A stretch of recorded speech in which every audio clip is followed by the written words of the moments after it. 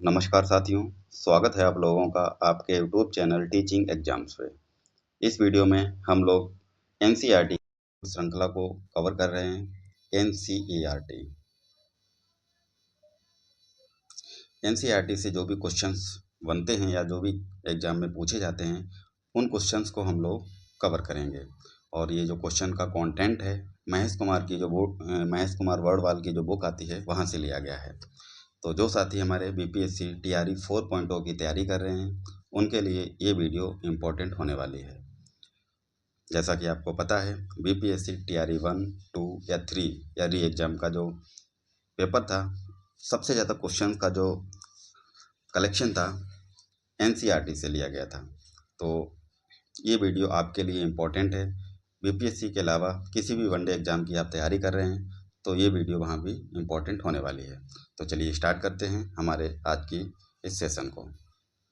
इस सेशन में हम लोग रॉलेट एक्ट के क्वेश्चन और जलियांवाला बाग हत्याकांड से जो भी संबंधित प्रश्न बन सकते हैं या बनते हैं या आते हैं, वो देखेंगे। इसके अलावा खिलाफत एवं असहयोग आंदोलन से संबंधित प्रश्नों को देखेंगे।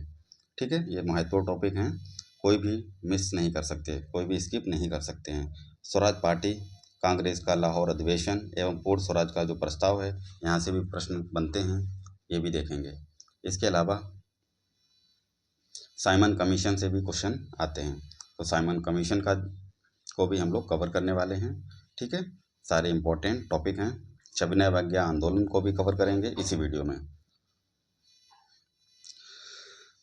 तो चलिए स्टार्ट करते हैं हमारे आज के सेशन को। पहला क्वेश्चन है हमारा, ब्रिटिश शासन द्वारा मार्च 1919 में लाए गए रॉलेट एक्ट का मुख्य उद्देश्य क्या था? तो जो रॉलेट एक्ट था, इसका उद्देश्य था क्रांतिकारियों का दमन करना। कब आया था ये एक्ट? जो है मार्च 1919 को। इससे संबंधित फैक्ट देखते हैं। भारत में बढ़ रही क्रांतिकारी गतिविधियों के दमन के लिए सरकार ने वर्ष 1917 में उस समय न्यायाधीश सिडनी रॉलेट की अध्यक्षता में एक समिति गठित की, और इसका उद्देश्य क्या था? क्रांतिकारियों को कुचलने के लिए एक प्रभावी योजना का निर्माण करना। इसके सुझावों पर मार्च 1919 में पारित विधेयक जो आता है, रॉलेट एक्ट के नाम से जाना जाता है। ठीक है, अगला क्वेश्चन क्या बनता है, जब रॉलेट एक्ट पारित हुआ उस समय भारत का वायसराय कौन था? तो उस समय लॉर्ड चेम्सफोर्ड वायसराय था भारत का। अगला क्वेश्चन है, किस औपनिवेशक कानून को बिना वकील, बिना अपील, बिना दलील के नाम से जाना जाता है? तो रॉलेट एक्ट को जाना जाता है। इस एक्ट का विरोध भी इसीलिए हुआ था, इसका नाम दिया गया था बिना वकील का, बिना अपील का, बिना दलील का कानून। ठीक है, अगला क्वेश्चन है, रॉलेट एक्ट के विरोध में किसके द्वारा देशव्यापी सत्याग्रह चलाने का निर्णय लिया गया था? तो महात्मा गांधी के। ठीक है, अगला क्वेश्चन है, रॉलेट एक्ट के विरोध में किसने लगान न देने के लिए आंदोलन चलाने का सुझाव दिया था? तो स्वामी श्रद्धानंद ने। ठीक है, the anarchical and revolutionary crime act 1919 को सामान्य बोलचाल में क्या कहा जाता है? Rowlatt act. अगला क्वेश्चन क्या बनता है, जलियांवाला बाग नरसंहार के पहले कौन सा महत्वपूर्ण घटना घटी थी? तो रॉलेट एक्ट जो है पारित होना। जलियांवाला जो बाग हत्याकांड था, रॉलेट एक्ट का विरोध कर रहे थे जलियांवाला बाग में, तो वहाँ पे ये नरसंहार हुआ था। अगला क्वेश्चन क्या बनता है, पंजाब के अमृतसर शहर में जलियांवाला बाग हत्याकांड कब हुआ था? ये इम्पोर्टेंट क्वेश्चन है, बहुत बार पूछा जाता है। 13 अप्रैल 1919 को ये हत्याकांड हुआ था। ठीक है, ये डेट याद रखना है, 13 अप्रैल 1919 को।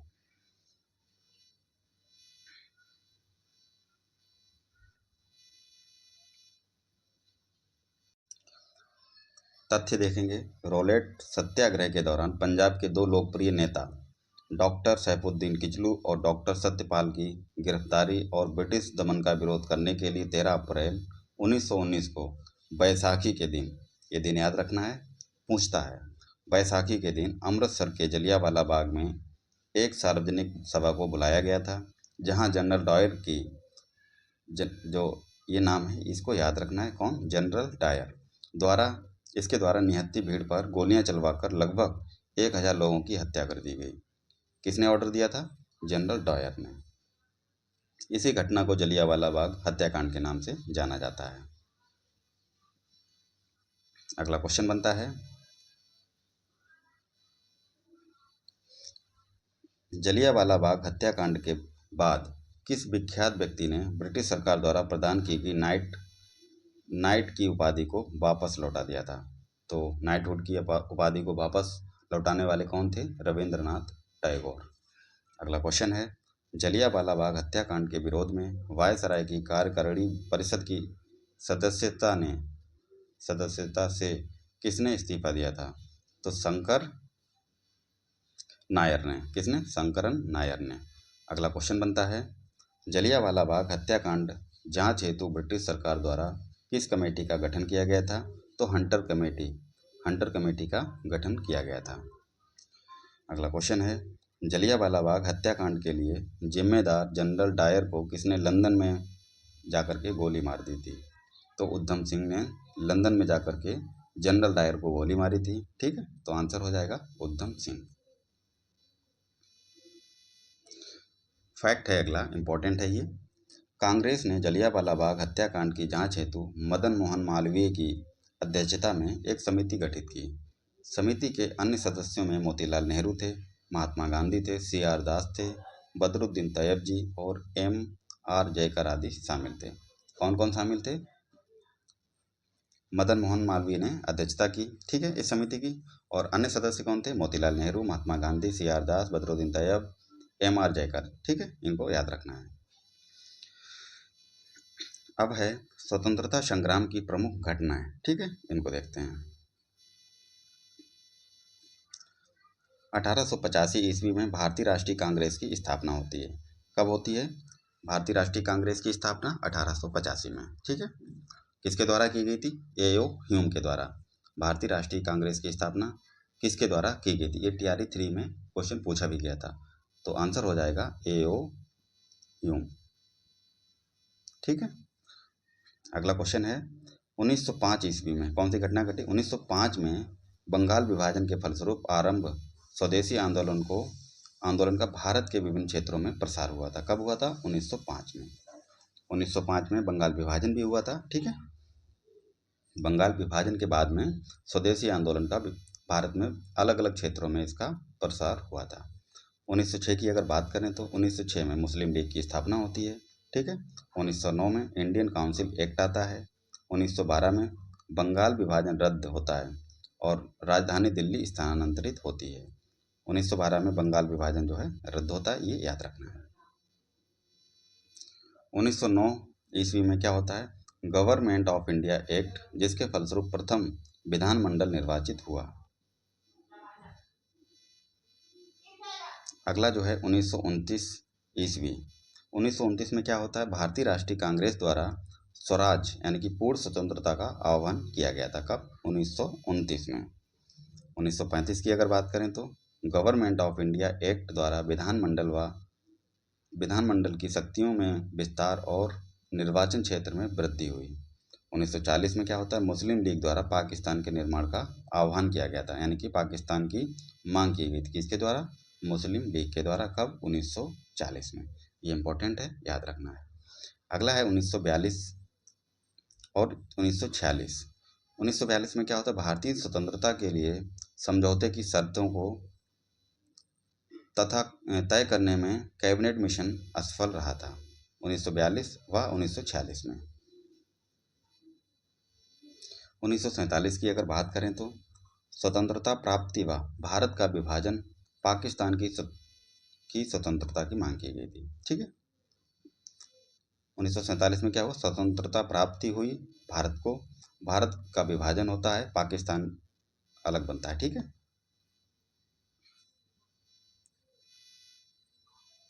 अगला फैक्ट है और ये इम्पोर्टेंट भी है।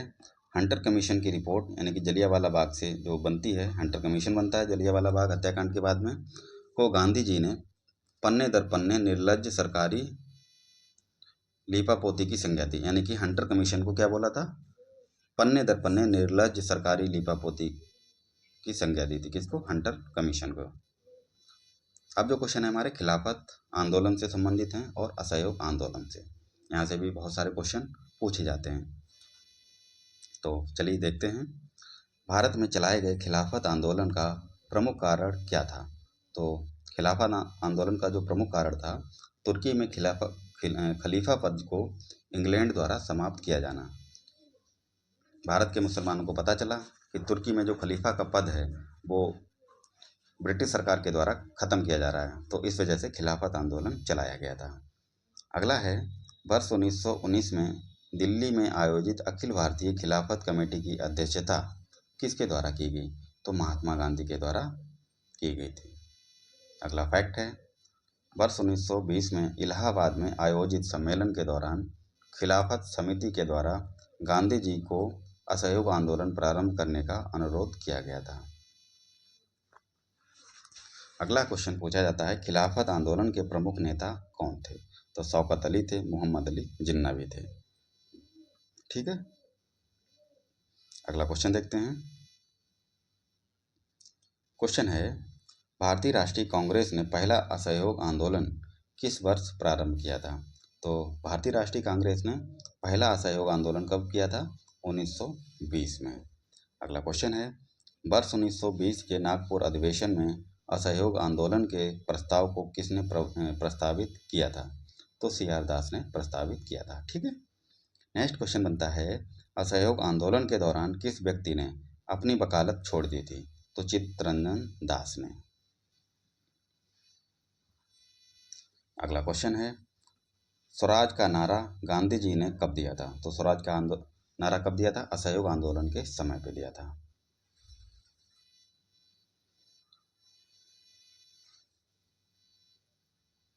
नेक्स्ट है, फैक्ट है ये, असहयोग आंदोलन के दौरान महात्मा गांधी ने कैसर ए हिंद की उपाधि को त्याग दिया था।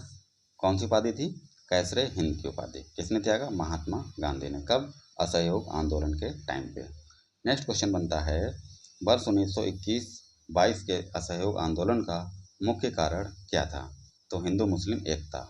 ठीक है, नेक्स्ट क्वेश्चन है, महात्मा गांधी द्वारा चलाया गया प्रथम जन आंदोलन, फर्स्ट मास मूवमेंट कौन सा था?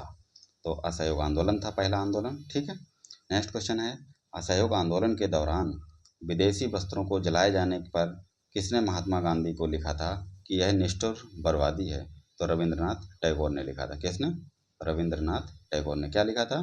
विदेशी वस्त्रों को जलाया गया था असहयोग आंदोलन के टाइम पे, तो रविंद्रनाथ टैगोर ने लिखा था यह एक निष्ठुर बर्बादी है।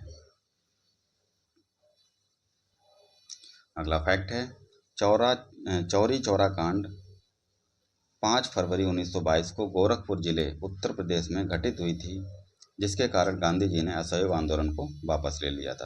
तो 5 फरवरी 1922 को चौरी चौरा कांड होता है गोरखपुर में, जिसकी वजह से असहयोग आंदोलन को ठप कर दिया था महात्मा गांधी जी ने। अगला क्वेश्चन है, चौरी चौरा की घटना के समय महात्मा गांधी कहाँ पर थे? तो बरदौली में थे उस समय महात्मा गांधी।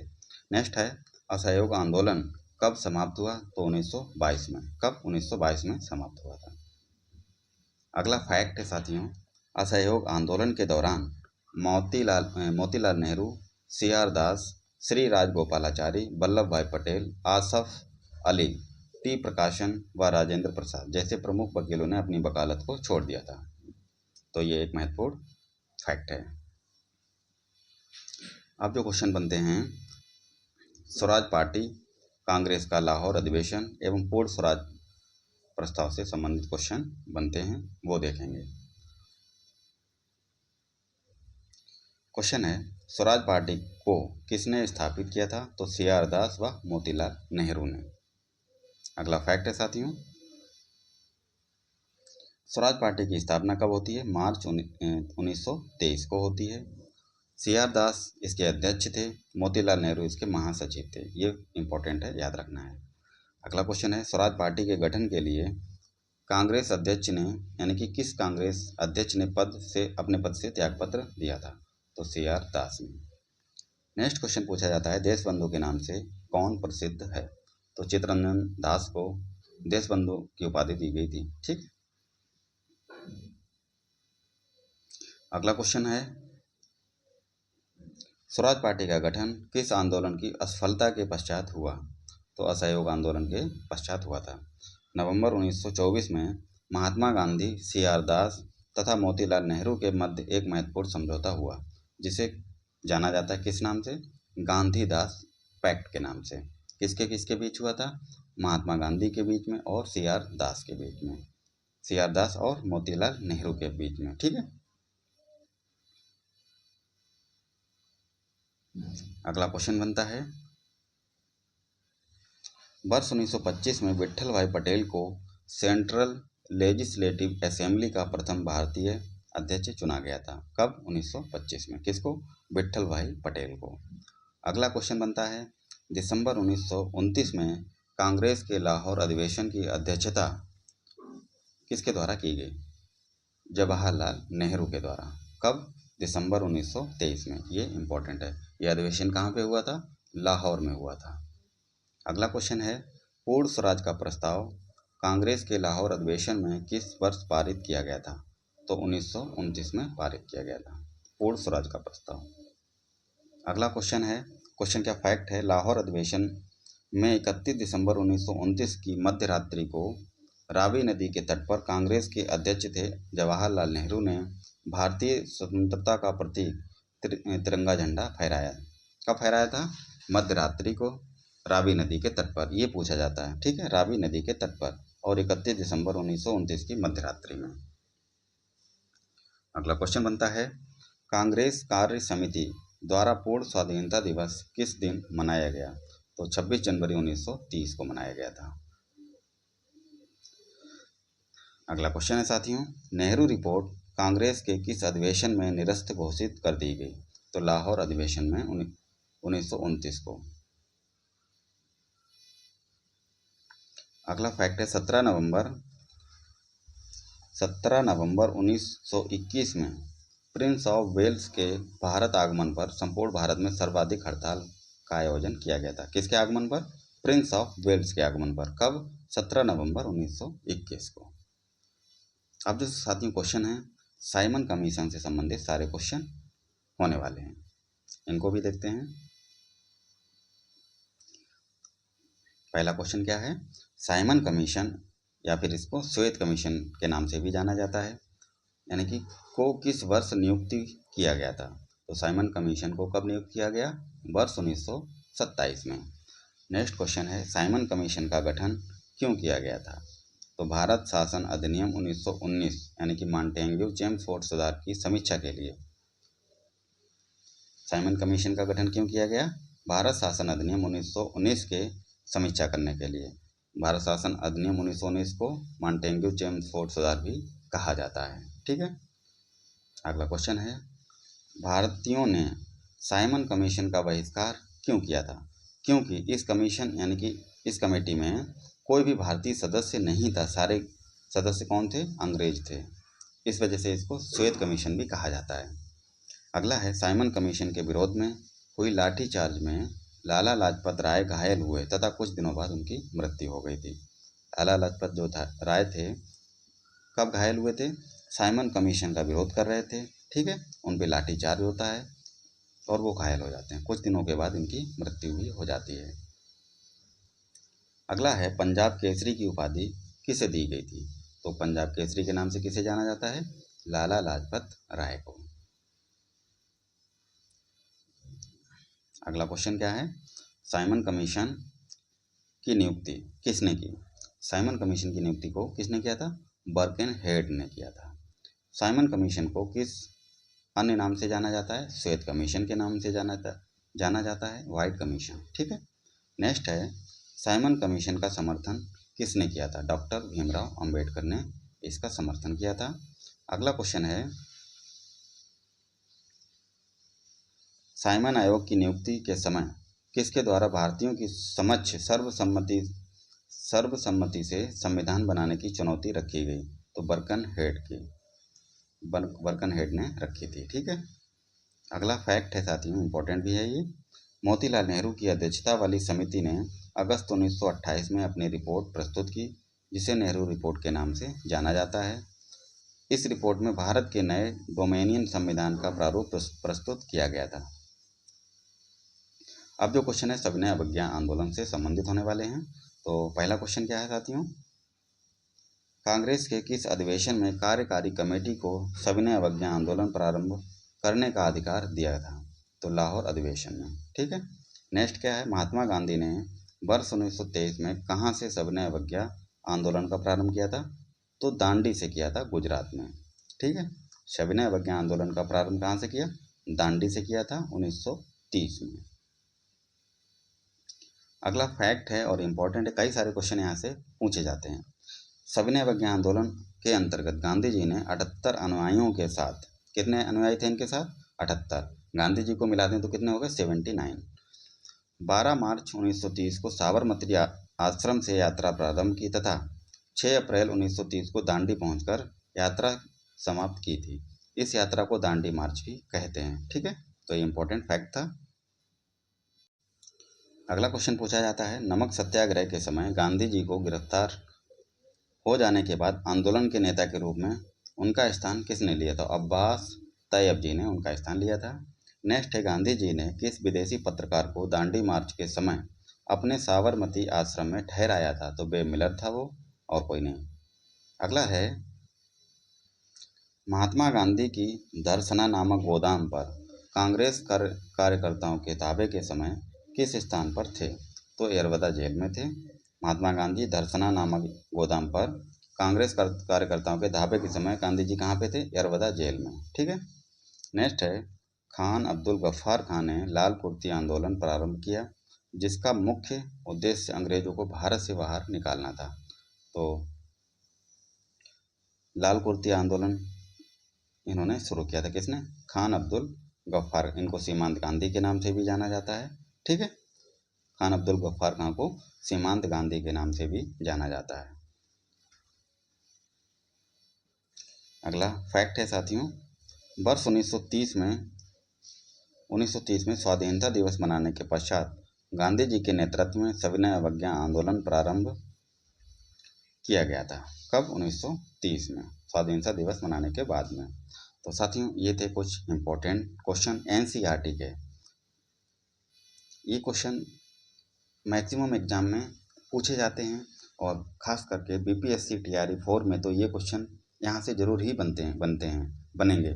और मैं ये क्यों कह रहा हूँ, क्योंकि अगर आप टीआरई 1 या 2 या 3 या री एग्ज़ाम हो जाए, इनको अगर उठाओगे पेपर को, तो आप देखेंगे मैक्सिमम क्वेश्चन का जो क्राइटेरिया है, कहाँ से बनता है, वो एनसीईआरटी से ही बनता है। इस वजह से एनसीईआरटी इम्पोर्टेंट है। तो साथियों, ये थी आज की इम्पोर्टेंट वीडियो। आशा करते हैं आप लोगों को वीडियो पसंद आई होगी। वीडियो पूरा देखने के लिए आपका बहुत बहुत धन्यवाद। आपका दिन शुभ हो। मिलते हैं अगली नई वीडियो पे। तब तक के लिए आप पढ़ते रहिए, मुस्कुराते रहिए, अपना ख्याल रखें और अपनों का भी ख्याल रखें। तब तक के लिए धन्यवाद।